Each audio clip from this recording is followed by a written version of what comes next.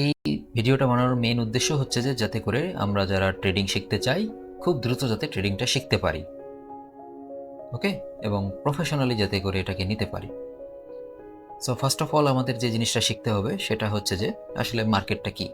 এরপরে আমাদেরকে শিখতে হবে মার্কেটের মেকানিক্স। আমরা শিখতে চাইবো মার্কেটের রিস্ক ম্যানেজমেন্ট, যে কি রিস্ক আমাদের আসলে আছে, কিভাবে রিস্কটাকে মিনিমাইজ করা যায় সেটা আমরা শিখবো, এবং একটা ক্লিয়ার স্ট্র্যাটেজি আমরা ডিফাইন করার চেষ্টা করব। তারপর ব্যাক টেস্ট করতে হবে এবং প্ল্যাটফর্ম শিখতে হবে। ওকে, সো এই জিনিসগুলোই আসলে আমাদের শেখার বিষয়। নেক্সট চলে যাই। সো ফরেক্স মার্কেট কি? এটা হচ্ছে এক ধরনের ডিসেন্ট্রালাইজ মার্কেট, ওকে, যেখানে আমরা কারেন্সি ট্রেড করে থাকি, রাইট? আমরা কারেন্সি ট্রেড করে থাকি। সো অ্যাজ আই সেড যে এটাতে ইউরো জিবিপি মানে dollar pound, euro pound, euro dollar, এগুলো আমরা ট্রেড করে থাকি। কিন্তু কিছু এক্সোটিক পেয়ারও আছে, মেজর মাইনর বাদেও কিছু আর এক্সোটিক পেয়ার আছে, যেমন ইউএসডিটি আর ওয়াই।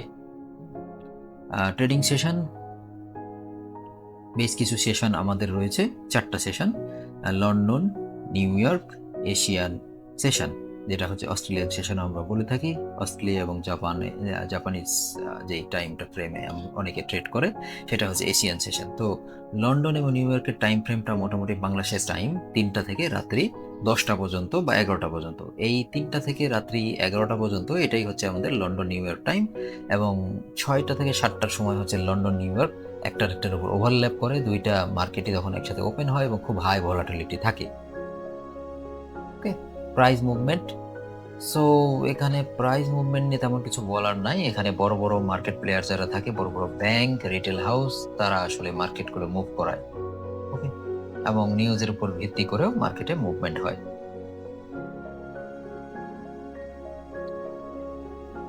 আচ্ছা, এরপরে আমরা পরের স্লাইডে চলে যাই। মার্কেট মেকানিক্সকে আমাকে বুঝতে হবে। সেখানে বুঝতে হবে যে পিপ কি, পিপ ভ্যালু কি। ওকে, এই জিনিসটা আমাদেরকে বুঝতে হবে। লট সাইজ বুঝতে হবে। লট হচ্ছে 4টা সাইজ হয়, মিনি, মাইক্রো, ন্যানো এবং স্ট্যান্ডার্ড। স্ট্যান্ডার্ড হচ্ছে 1 লট, মিনি হচ্ছে 0.1, মাইক্রো হচ্ছে 0.001, ঠিক আছে।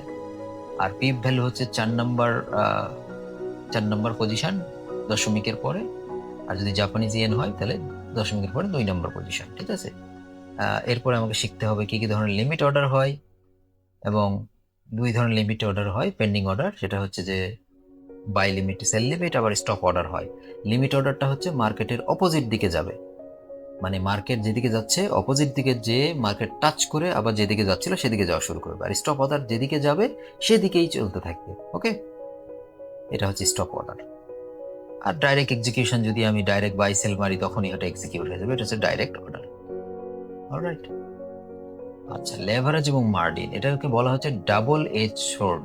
তার মানে এটা আসলে আমাদের খুব কাজের জিনিস, কিন্তু একই সাথে আবার বিপদেরও কারণ যদি আমরা 1 to 100 ব্যবহার করি। তার মানে এটাতে কত ব্যবহার করা উচিত? এতে 10 ব্যবহার করলে ভালো হয়, ম্যাক্সিমাম 10। অলরাইট। সো লেভারেজ হচ্ছে আমরা ব্রোকারের কাছ থেকে মানি বড় করে সেই মানি দিয়ে অ্যাসেট বাই করব। তো এটা দরকার এই জন্য যে হচ্ছে এটা ছাড়া আসলে ট্রেডে অত প্রফিট করা যায় না। ফরেক্স মার্কেটে মুভমেন্ট খুব বেশিও তো হয় না, কিন্তু এটার একটা লিমিট আছে, অ্যাজ আই সেড, যে ম্যাক্সিমাম হচ্ছে 10, কখনোই 10-এর বেশি করা উচিত না। পরের স্লাইডে চলে যাই। রিস্ক ম্যানেজমেন্ট, ওকে, আমাদের রিস্ক ম্যানেজমেন্টের রেশিও, রিস্ক রিওয়ার্ড রেশিও সবসময় 1 to 2 রাখতে হবে, এবং রিস্ক 0.25 থেকে 1%-এর উপর নেওয়া যাবে না। এগুলোর প্রত্যেকটার উপরে আসলে একটা করে ভিডিও তৈরি করা যায়। রিস্ক ম্যানেজমেন্টের উপর আমার ভিডিও আছে, কেউ চাইলে ওগুলো দেখতে পারেন। এটা আসলে একটা গাইডলাইন টাইপের আমার এটা একটা ভিডিও। সো এখানে আমরা সেটাই আসলে করতেছি, যে তার গাইডলাইন দেওয়ার চেষ্টা করতেছি যে কি কি জিনিস তাকে শিখতে হবে। কনসিস্টেন্সি ওভার বিগ উইন্স, মানে আমরাকে মেইনলি বড় দান মারবো এই চিন্তার থেকে আমাদের বেশি টার্গেট করতে হবে, যাতে করে আমরা কনসিস্টেন্টলি প্রফিট করতে পারি। ওকে, রিস্কি ট্রেডকে পরিহার করে কনসিস্টেন্টলি যাতে প্রফিট করতে পারি। ইমোশনাল ডিসিপ্লিন, ইমোশনালি ট্রেড করা যাবে না, যতই লস করি ইমোশনাল হওয়া যাবে না, ঠিক আছে। ওকে, আচ্ছা, এরপরে আমরা আসি ওয়ান স্ট্র্যাটেজি। আমাদের একটা স্ট্র্যাটেজির উপর আমাদের মাস্টার হতে হবে। বেশ কিছু স্ট্র্যাটেজি আছে, সেটার মধ্যে সবচেয়ে কমন স্ট্র্যাটেজি হচ্ছে সাপোর্ট রেজিস্ট্যান্স, এবং ট্রেন্ড এবং পুল ব্যাক, এটা হচ্ছে মুভিং অ্যাভারেজ দিয়ে করা যায়। সো ট্রেন্ড পুল ব্যাক স্ট্র্যাটেজি এটা খুব পপুলার, সাপোর্ট রেজিস্ট্যান্স এটাও খুব পপুলার, এইগুলো আমাদের শিখতে হবে। ইএমএ ক্রস ওভার এটাও খুব পপুলার, এই জিনিসটাও আমাদেরকে শিখতে হবে। ওকে, এরপরে আমাদের ব্রেক এবং রিটেস্ট, যখন আমাদের হচ্ছে যে একটা সাপোর্ট রেজিস্ট্যান্স ভেঙে এটা আবার রিটেস্ট করে এবং আরেক দিকে যাওয়া শুরু করে, এটাও হচ্ছে যে খুব ইম্পর্টেন্ট। সো এই কয়েকটা জিনিস আমাদেরকে বুঝতে হবে এবং মার্কেটের higher high, lower low, high low, এই জিনিসগুলো আমাদের দেখতে হবে। ওকে, এবং কোথায় আমরা হচ্ছে স্টপ লসটা দিব, ওকে, কোথায় হচ্ছে আমাদের এন্ট্রিকে ট্রিগার করাবো, কোথায় টেক প্রফিট নিব, এই জিনিসগুলো আমাদের বুঝতে হবে, তাহলে আমরা ভালো মতন আসলে ট্রেড করতে পারবো। ট্রেডিং প্ল্যাটফর্ম টুল, এখানে ট্রেডিং প্ল্যাটফর্মের জন্য আমাদের ট্রেডিং ভিউ আছে, খুব পপুলার। আরেকটা পপুলার হচ্ছে যে মেটাট্রেডার 4 অথবা মেটাট্রেডার 5, যে কোনো একটা আপনারা শিখতে পারেন। এগুলোতে আপনার হচ্ছে যে কিভাবে এই সাপোর্ট রেজিস্ট্যান্স টানা যায়, ট্রেন লাইন টানা যায়, কিভাবে ব্যাক টেস্টিং করবো, কিভাবে মাল্টি টাইম ফ্রেম অ্যানালাইসিস করবো, এগুলো সবগুলো ইম্পর্টেন্ট, সবগুলোই দেখতে হবে।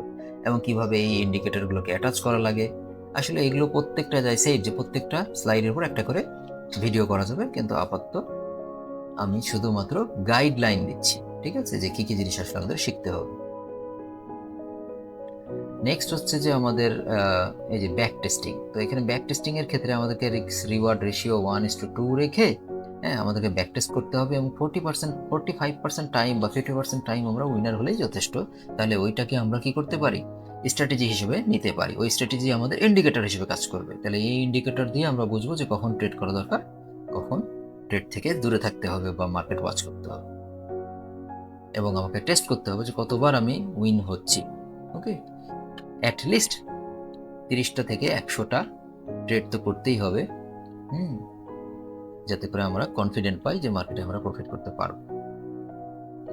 আচ্ছা, এরপর আমাদেরকে আসলে ডিসিপ্লিনের দিকে বেশি মনোযোগী হতে হবে, নট ইন্টেলিজেন্স। মানে হচ্ছে যে কোনো রকমের বুদ্ধিবৃত্তিক ছাড়াই সবসময় চিন্তা করতে হবে যে একই রুলস যাতে করে আমরা বারবার অ্যাপ্লাই করতে পারি, ডিসিপ্লিন হতে পারি। সো আমাদেরকে win slowly but stay protected, protection নিয়ে আমরা যতবার উইন করতে পারি কনসিস্টেন্টলি, সেটাই হচ্ছে আমাদের লং টার্ম উইনিং প্ল্যান হবে।